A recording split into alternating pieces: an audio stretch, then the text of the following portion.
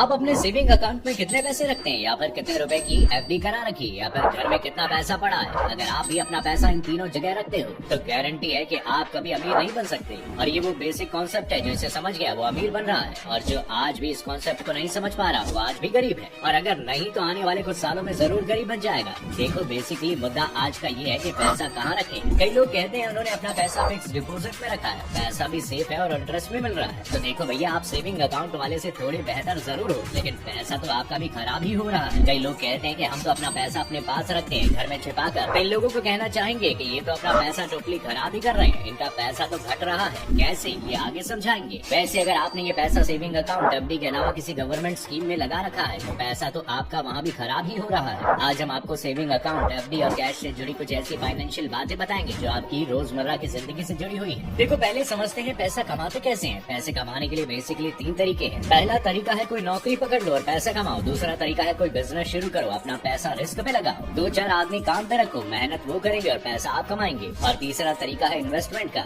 इसमें ना तो आपको खुद को मेहनत करनी है, ना किसी और से करानी है, पैसे को ही काम पे लगा दो। पैसा काम करेगा और आपको और भी ज्यादा पैसा कमा कर देगा। अब पैसे या इन्वेस्टमेंट से जुड़ी चीजें समझने के लिए या फिर ये समझने के लिए कि घर में या सेविंग अकाउंट में पैसा रखना सिर्फ और सिर्फ पैसे को खराब करना है, हमें पहले एक बेसिक चीज समझनी होगी जिसका नाम है इन्फ्लेशन यानी महंगाई। इन्फ्लेशन को बड़ी सिंपल भाषा में समझाते हैं। मान लीजिए आज कोई चीज आप मार्केट से 100 रुपए में खरीदते हैं और अगले साल वही चीज जब आप दोबारा मार्केट लेने जाते हैं तो वो आपको 110 की मिलती है, यानी कि जो चीज पहले 100 रुपए की थी वो अब 10 रुपए ज्यादा महंगी हो गई। इसका मतलब 10% महंगाई बढ़ गई है। बस इसी चीज को टेक्निकल भाषा में हम कह देते हैं कि 10% इन्फ्लेशन हो गया। अब ये इन्फ्लेशन भी 2 तरह का होता है। पहला बेसिक इन्फ्लेशन, ये वो इन्फ्लेशन है जो सरकार बढ़ाती है और इसमें आपका रहता है पेट्रोल, दाल, आटा, फल और सब्जी। और सरकार का इन चीजों पर जो इन्फ्लेशन रेट है वो करीब 6% का है, यानी कि सरकार इसमें आपकी बेसिक नीड्स भी कवर नहीं करती, जैसे हेल्थ, एजुकेशन, कपड़ा, जूता, चप्पल। लेकिन इसके पीछे भी वजह है, जैसे हेल्थ सरकार इसलिए कवर नहीं करती क्योंकि सरकार ने सरकारी हॉस्पिटल्स खोल रखे हैं जिनमें फ्री इलाज रहता है, लेकिन वहाँ कोई जाता ही नहीं। और प्राइवेट हॉस्पिटल्स का जो इन्फ्लेशन रेट है वो 15% है। बात करते हैं एजुकेशन की। सरकार ने गवर्नमेंट स्कूल्स खोल रखे हैं लेकिन सब प्राइवेट स्कूल में ही जाते हैं और प्राइवेट स्कूल्स का जो इन्फ्लेशन रेट है वो है 15%। कपड़ा इसमें इसलिए कवर नहीं है क्योंकि कोई 600 की जीन्स पहनता है तो कोई 6000 की, यानी कि मार्केट से आप कुछ भी लेते हो तो उसका इन्फ्लेशन रेट 12 से 15% है। इसका मतलब ये हुआ कि हर साल महंगाई 12 से 15% बढ़ रही है। तो इसका मतलब ये है कि आपकी इनकम भी तो हर साल 12 से 15% बढ़नी चाहिए, तभी तो आप अपना लाइफस्टाइल मेंटेन कर पाओगे। यानी कि जैसी जिंदगी आप आज जी रहे हो अगले साल भी वैसी जिंदगी जीनी है तो आपकी इनकम बढ़नी ही बढ़नी चाहिए। अब इस चीज को हम मान लेते हैं कि इन्फ्लेशन रेट 12% है और आपकी इनकम हर साल 15% बढ़ रही है। तो ये जो आपकी इनकम बढ़ रही है उस पैसे से या तो आप अपना लाइफस्टाइल और बेहतर कर सकते हैं या फिर उस पैसे को सेव करके कहीं इन्वेस्ट कर सकते हैं। अब वापस आते हैं हमारे पहले वाले टॉपिक पर, यानी कि पैसे पर, कि आप अपना पैसा कहाँ रखते हैं। अब मान लीजिए आपने अपने घर पर 10 लाख रुपए कैश रख रखे हैं तो आपका ये पैसा हर साल कम होता जा रहा है। अब आप कहोगे कैसे?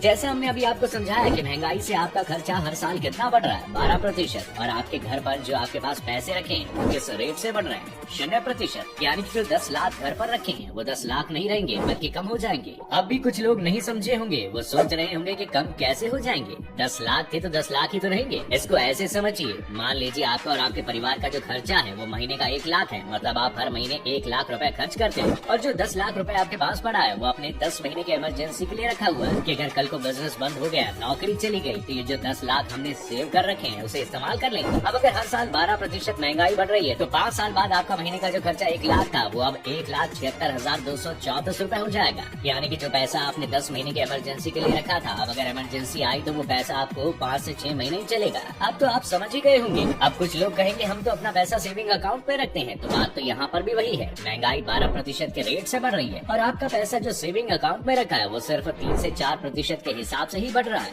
अब बात करते हैं एफडी की। एफडी का भी यही हाल है। हाँ, एफडी सेविंग अकाउंट से थोड़ा बेटर जरूर है, लेकिन यहाँ भी आपका हर साल 5 से 6% का नुकसान ही हो रहा है। दूसरा, आपको अपना पैसा बैंक के पास ही रखना पड़ेगा एक समय सीमा तक, और उससे पहले आप वो पैसा निकालोगे तो वो भी नहीं मिलेगा। तो एफडी तो सबसे घटिया चीज हो गई। तो इस हिसाब से तो आपका गरीब होना पक्का है। और अगर आप इस तरह से इन्वेस्टमेंट करते हो तो कई लोग सोचते होंगे कि पैसा कहीं इन्वेस्ट किया और वो खराब हो गया तो, और प्रॉपर्टी में इन्वेस्ट कर दिया और उसके रेट घट गए तो, मान लो कोई शेयर ले लिया और वो भी घट गया तो। लेकिन आप समझिए, अगर आप अपने पैसे कहीं इन्वेस्ट करते हैं तो रिस्क है कि आपका पैसा घटे या बढ़े, लेकिन इससे भी बड़ा रिस्क है पैसा इन्वेस्ट ना करना। अगर आपने अपना पैसा कहीं इन्वेस्ट नहीं किया तो वो घटेगा ही घटेगा, यानी पैसा इन्वेस्ट नहीं किया तो नुकसान होना गारंटी है। और यही वो कॉन्सेप्ट है जो अमीर लोग समझ चुके हैं और इसीलिए वो अमीर हैं क्योंकि वो सेविंग कम करते हैं और इन्वेस्ट ज्यादा करते हैं। अब पैसा कहाँ इन्वेस्ट करना है, कैसे करना है, ये अपने आसपास के लोगों से सीखिए। और आजकल तो सब कुछ आप इंटरनेट से सीख ही सकते हो। सीखिए और करिए।